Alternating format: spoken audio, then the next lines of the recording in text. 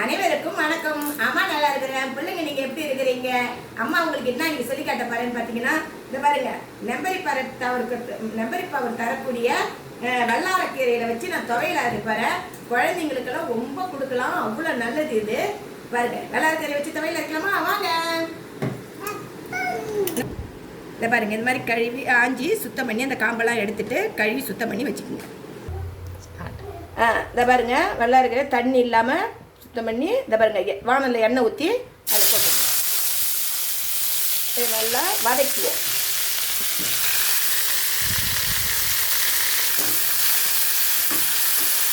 இதை பாருங்க, எண்ணெய் ஊற்றி மிளகா வறுத்துக்குங்க, பூண்டு கொஞ்சோண்டு வச்சுக்கோங்க, புளி வச்சுக்கோங்க, இஞ்சி வச்சுக்கோங்க, உங்கள்கிட்ட இருந்தால் கருவேப்பிலை கொத்தமல்லி புதினா வச்சுக்கோங்க, கருப்பு உளுந்து வச்சுருக்கிறேன், உங்கள்கிட்ட இருந்தால் வெள்ளை உளுந்து வச்சுக்கோங்க, தேங்காய், இது எல்லாமே எண்ணெய் ஊற்றி பொன் வறுவலாக வறுத்து எடுத்து வச்சுக்கணும்.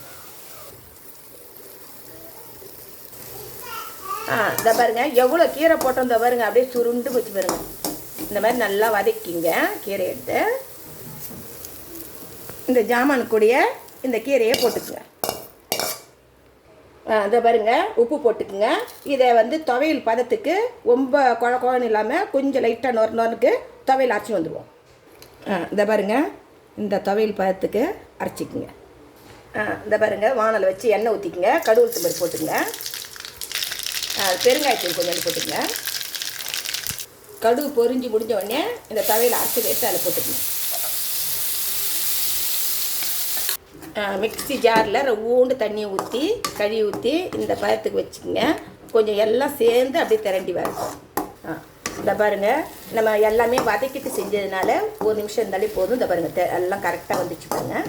இந்த பாருங்கள், வல்லாரக்கீரை துவையல் ரெடி ஆயிடுச்சு.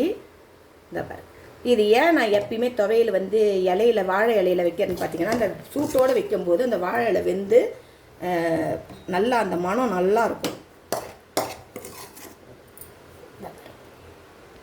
இந்த பாருங்கள், வல்லாரக்கீரை துவையல் ரெடி ஆயிடுச்சு.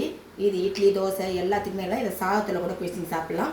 அடிக்கடி குழந்தைங்களுக்கு செஞ்சு கொடுங்க. ஏன்னா இதில் வந்து படிக்கிற பிள்ளைங்களுக்கு எல்லாருக்குமே வந்து நெம்பரி பவருக்கு அதிகமான இதில் மருத்துவம் இருக்குது. இது வந்து பார்த்திங்கன்னா வெளியில் வச்சிங்கன்னா 4 நாளாக இருந்தாலும் கிடவே கிடையாது. பாரு, நம்ம டெய்லி வந்து வல்லாரக்கீரை வந்து நம்ம செஞ்சு கொடுக்க முடியாது. டக்குன்னு ஒரு ஸ்கூலுக்கு ஒரு கடையில் ஒரு கூட்டி செஞ்சு கொடுக்க முடியாது. அப்போ நீ இதை செஞ்சு வச்சுக்கிட்டிங்கன்னா இட்லி தோசைக்கு உடனே நம்ம தொட்டு கொடுக்குறதுக்கு ஈஸியாக இருக்கும்.